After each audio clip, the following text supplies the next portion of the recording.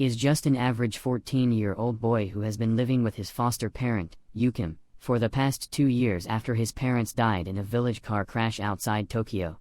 All Toda dreams about, along with his friends, is to one day go to the capital and climb to the top of the orbital elevator. The only reason Toda wants to climb is because the ghost of a man with red hair keeps appearing in front of him, telling him to meet him at the top of the tower. However, the village chief has put Yukim in charge of them and placed a condition that they need to defeat her in combat to be allowed to leave the village.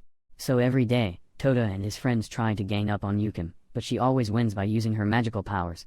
One day, Tachibana, their school teacher, approaches them all acting friendly. He tells them that he has seen them trying their best against Yukim and wants to help them out. He hands each of them an item, telling them that these are called magic apps that can allow them to use magic. Everyone excitedly starts practicing magic instantly.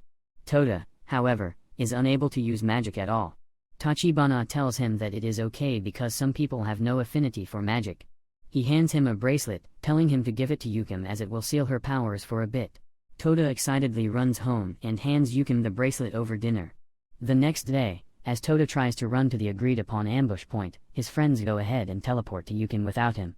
As they begin their ambush, Yukim is impressed by their ability to use magic and tries to defend herself, but her magic has been completely sealed. Suddenly, Tachibana appears and knocks all the kids out. He impales Yukim with magic spears, telling her that he's an immortal hunter who has been in search of her for the past 6 months. Toda, who had finally reached Yukim, sees that she is injured and tries to defend her but gets his arms sliced off by Tachibana. Yukim pushes through her restraints and tries to fight him, but Tachibana chops her to pieces. He then stabs Toda in the chest and proceeds to kill his friends to cover up the loose ends. Toda, who is barely conscious, hears Yukim's voice telling him to drink her blood and protect his friends. Without any hesitation, Toda drinks her blood and becomes immortal. He then attacks Tachibana, taking him by surprise, and knocks him out before falling unconscious himself. Upon waking up, he sees Yukim crying, apologizing for cursing him with immortality, and tells him her real name, Evangeline, a vampire. Toda consoles her, saying he will be able to spend eternity with her, saying that he is ready to leave the village. Yukim sets out with Toda for the capital the very next day. Before he leaves, all his friends tell Toda not to worry as they will meet again soon near the elevator. They start heading for the capital on foot since taking public transport will be dangerous. Seeing that Toda is excited to head to the capital and make new friends, Yukimi warns him not to get attached to mortals since he is immortal, and it will only lead to regret. They stop for some rest at a bus stop with a waterfall nearby.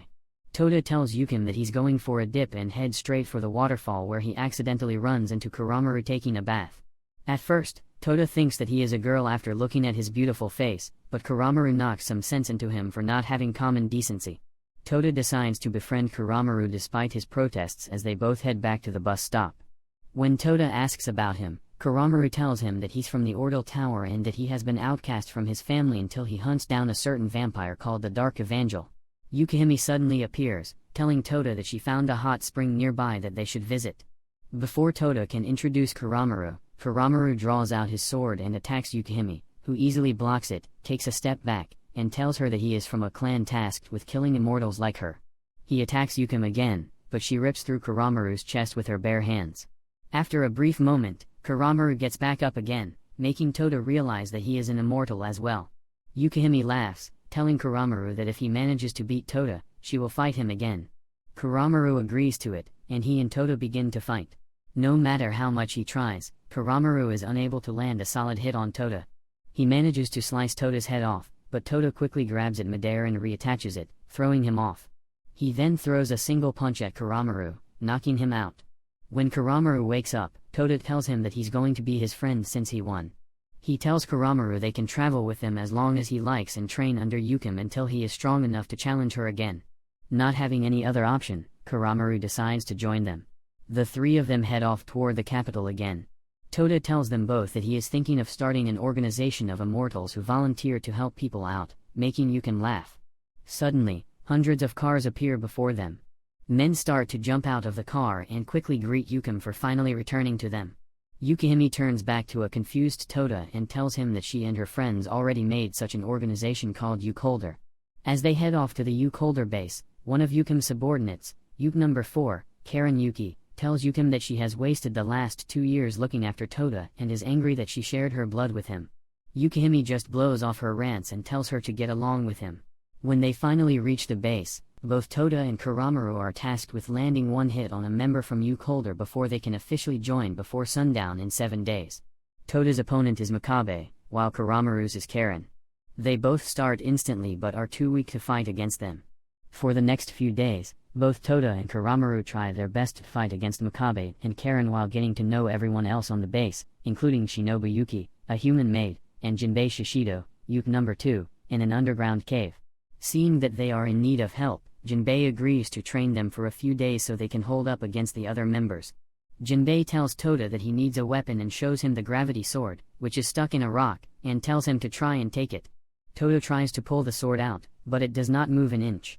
Seeing that someone has finally come to try and claim it, the sword tells Toda to turn the dial on its side to reduce its weight, making him easily pull it out. Jinbei gets mad at the sword for revealing its secret, but the sword tells him to shut up as he was bored. For the next few days, both Toda and Kuramaru train under Jinbei in the cave and nearly destroy it on the last day before sunset. They both head off to fight one last time, while Kuramaru eventually lands his hit on Makabe. Toda still has some trouble fighting Karen, but he switches the weight of his sword quickly and finally gets the upper hand. When he hears Shinobu screaming for help, Toda, without any hesitation, leaves the fight and heads off to save her. When he reaches Shinobu, he notices that she is surrounded by monsters. Karen, who is right behind, tells Toda to take Shinobu and run, while she holds off the monsters. Toda quickly grabs Shinobu and drops her on a rooftop before turning back to help Karen. He jumps straight down at the monsters, increasing the weight of the sword to its maximum. Toda hits the ground like a meteor, pulverizing all the monsters to dust and burying Karen beneath the rubble as well. When she finally manages to get out, Karen tells him that she will take this as his one hit. Yukihime, who was overseeing everything, congratulates them both for making it. However, their happiness is short-lived when Yukihime punishes them, along with Jinbei, for making a giant hole in the underground cave during their training that allowed the monsters to escape. She orders them to go back down and not come to the surface until they have defeated every single monster living there. After successfully making it into Ukeholder, Kuramaru and Toda are given their first assignments. They are to head out with Karen into the slums outside Tokyo as they have requested aid from them after the formation of the elevator. Only the elites have been able to live in the capital, while the poor were forced out of the city into slums. Since the land still belongs to other elite people, there is a danger that the slums might be burnt down. Toda joins Karen and Kuramaru in the slums, where after a match of arm wrestling, he is given the job of cooking meals for everyone. Karen tells Toda that to get stronger, the first thing he must learn is the flash step. As soon as he gets free, Toda heads out to learn about it. When he runs into Kaido, an overly energetic person, after seeing him struggle for a bit, Kaido decides to teach Toda the flash step properly. He shows off his flawless technique to get Toda on board with him. He starts to give him pointers and teaches him how to only use his feet to do everything. Over the next few days, Toda does everything with his feet from cooking to cleaning the dishes, even eating, improving at the flash step day by day. A few days go by, and no attack has yet happened on the slums. As Toda heads out to hand food to the men on duty as usual, the ambush begins. The enemy uses puppets and starts to set the slums on fire. Karen, who is taking a bath, is suddenly ambushed by Zhao, who uses his shadows to take her by surprise and tie her up. Meanwhile, Kuramaru and Toda, who are playing with a kid, get attacked as well. While Zhao keeps Karen busy, she and Kaido in his beast form attack them both. Toda instantly recognizes Kaido, but before he can do anything, Kaido seals his powers completely. Seeing that he is all alone, Kuramaru tries to take them both on himself but gets torn to pieces by Kaido. Zhao slowly starts to get close to tied up Karen. As soon as he is in range, Karen manages to kick him in the groin, making Zhao let go of his shadow powers. She then proceeds to quickly knock him out before heading out to help the people in the slums. Meanwhile, Toda, who suddenly manages to break free of the sealing curse, knocks Kaido several paces away before he hurts more people. Toda looks at his arms and is shocked to see black armor covering them. Kaido gets up and starts to laugh. He tells Toda that it's encounters like this that he loves doing his job.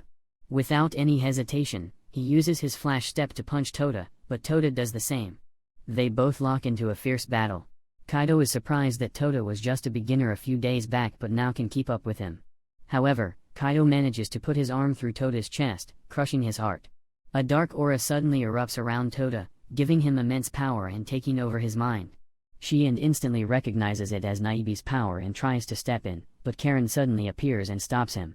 Tota forcefully starts to regenerate his heart. He grabs Kaido and throws him into a building. He then proceeds to get on top of him and crush him with punches. Kaido begins to laugh as he finally found an opponent worth dying from. Tota, however, manages to gain back control and stops himself from killing Kaido. When Kaido tells him to kill him, Tota tells him to shut up as he is not going to do it. She appears next to Kaido and tells him to give up as they have completed their mission. Suddenly, Yukim appears as backup and uses her ice powers to subside the flames. Seeing that the Dark Evangel is there, she quickly opens a portal and escapes through it with Kaido. Kuramaru is in his room changing clothes when Karen suddenly walks in. He tries to quickly hide, but Karen manages to get a good look at his body. She invites him outside for a friendly battle. When they start fighting, Karen suddenly gets more aggressive and starts to question Kuramaru's gender. Kuramaru tries to avoid the subject but tells her the truth when he sees that she is not willing to budge. Kuramaru tells Karen that he is a demi-human and they are genderless until their 16th birthday, after which they can decide to be either male or female. Karen's face lights up with an evil smile. She orders Kuramaru to choose female and get married to Tota so he doesn't get any closer to Yukim. Kuramaru is astounded by her words and tries to protest, but Karen tries to use her strength to make him submit. Yukeholder number 10, who was listening in on the conversation, tells Karen not to force her opinion on others. He walks up to them and suggests an idea instead. He tells Kuramaru to use his female body and go on a date with Tota, after which he can decide what to do. Kuramaru agrees. He dyes his hair blonde and changes into a female before meeting up with Tota. Kuramaru tells Tota that she is Kiryu, Kuramaru's cousin, and wants to go sightseeing with him in the capital. Tota, who has nothing else better to do, decides to go along with her. Kuramaru spends the entire day with Tota as a girl in the capital. At the end of the day, they both decide to go to the orbital elevator. As soon as they reach the observation deck, Kuramaru notices Cheb standing behind Tota, about to cut his throat.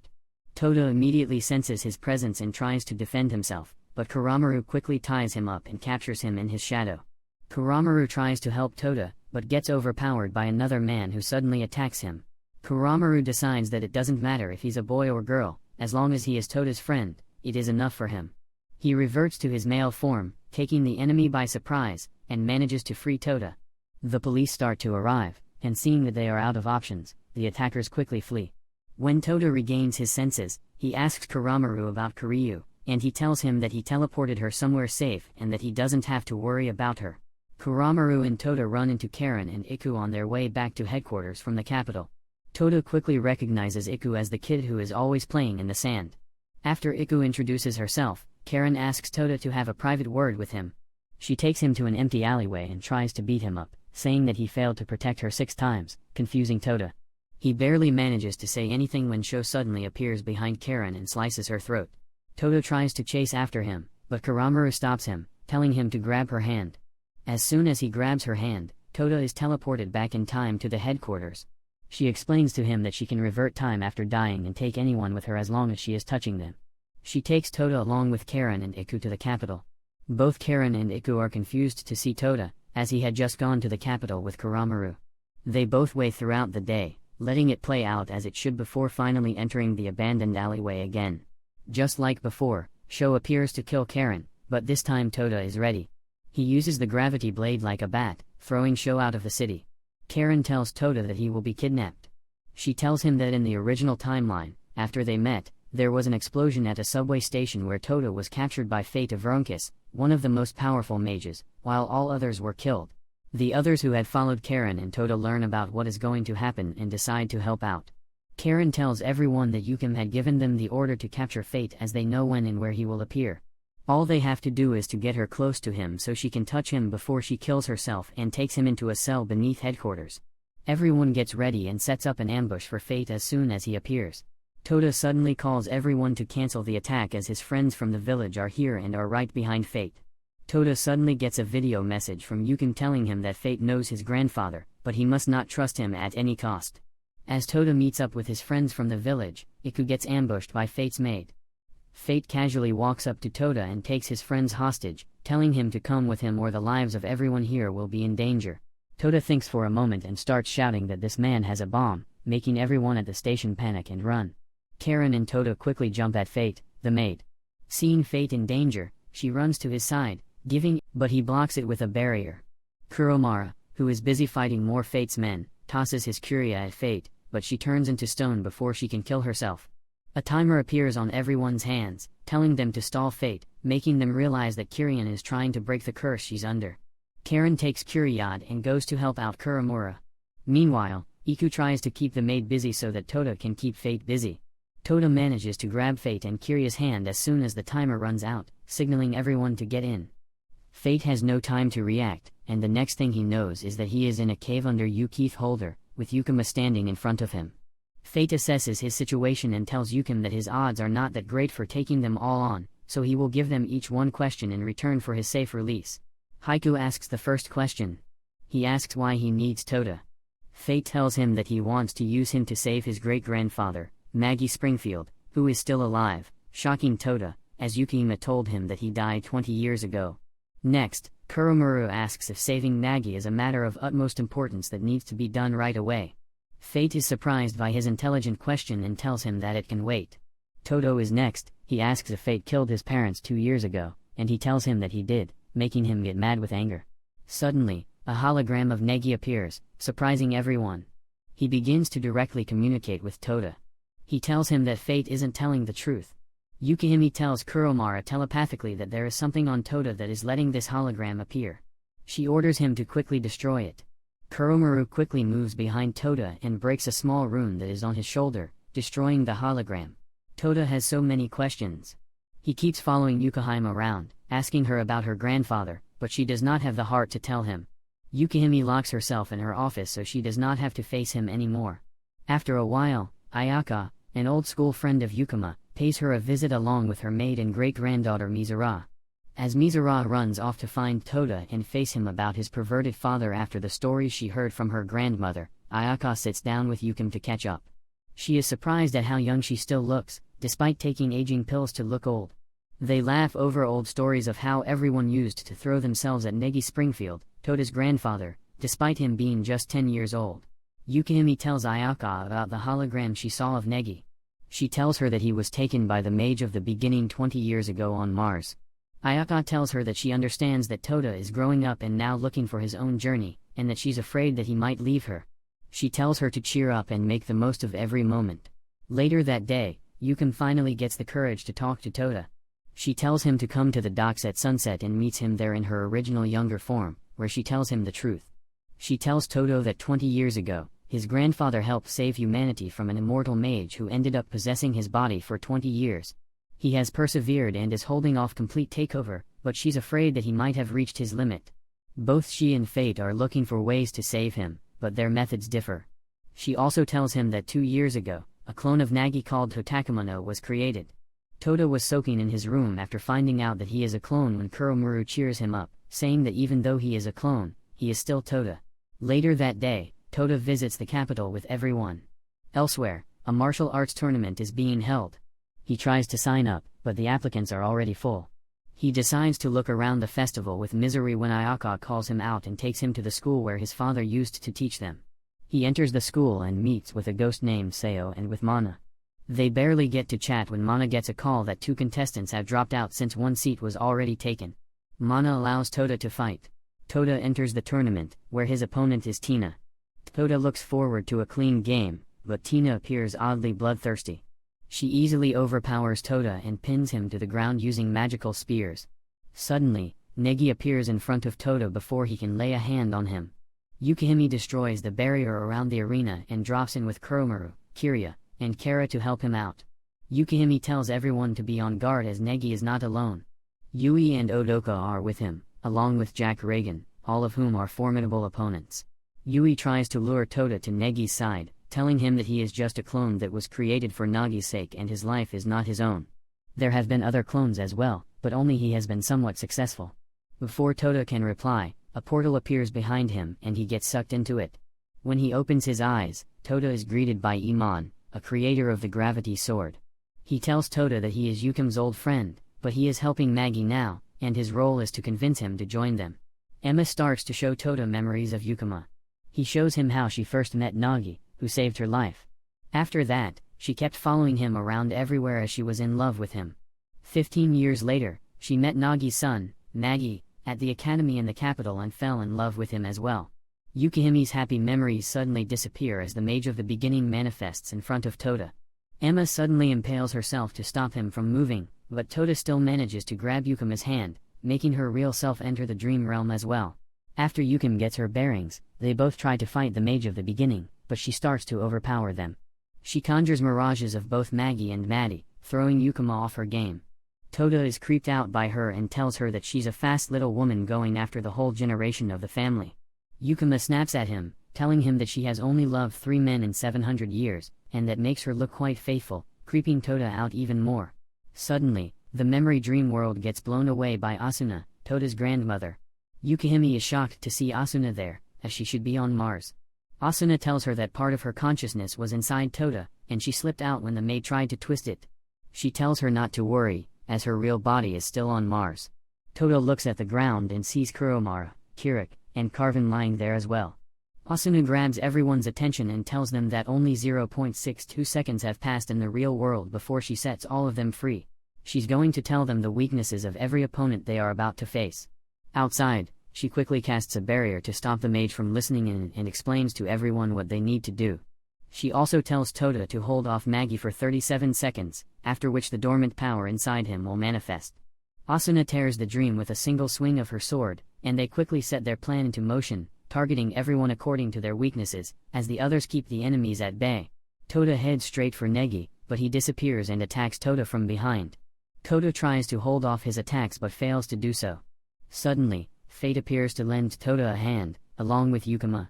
They use magic to pull Nagi's soul out for a brief moment and converse with him. Fate quickly tells Negi that he is looking for a way to help him out and bring immortality to the entire world. Meiji laughs, saying that for him to do that, he will still need to kill him first, as the Mage of the Beginning is a part of him now, and she feeds off the souls of the dead. Negi barely has a word with Yukim and Toda when suddenly their souls collapse back into the arena. The Mage of the Beginning unleashes all of Maggie Springfield's power. He instantly takes down Fate and Yukim. Toda releases all of his powers as well, as 37 seconds have passed, but he is still no match for him. Medici impales Toda with his spears, rendering him unable to move. Just as he is about to kill him, Kirya jumps in front of Toda, making Maggie stop in his tracks. Madoka tells Kirya that they know she can revert time after she dies completely, throwing her off. Tina quickly grabs Kiryan and starts to slowly rip out her teeth, each one with a pill of poison in it. Toda, seeing Kirya screaming in pain, tries to pull the spear out of his body. Suddenly, runes appear on the arena, teleporting both Toda and Negi into another dream world. Toda opens his eyes and sees all of Maggie's students standing next to him, ready to lend him their aid. Negi tries to fight all of them but is unable to overcome them all. Eventually, Asuna manages to break through to him, telling him to fight a little longer as they are trying to figure out a way to help him. Negi listens to her words and stops the attack. Both Maggie and Toda return to the real world along with Asuna. Asuna thanks Madoka and Yui for sticking with Maggie for the past 20 years, as that kept him sane, before he takes everyone away with him to Mars. Negi turns to Toda and tells him that it is not over. Toda, who is already raring to go despite being unable to move, tells him to wait as he will get stronger and come after him. Maggie smiles, telling Toda that he will be waiting for him at the top of the orbital elevator. Later, Toda tries to confess his love to Yukihimi, but instead of "I love you too," he receives a punch in the face,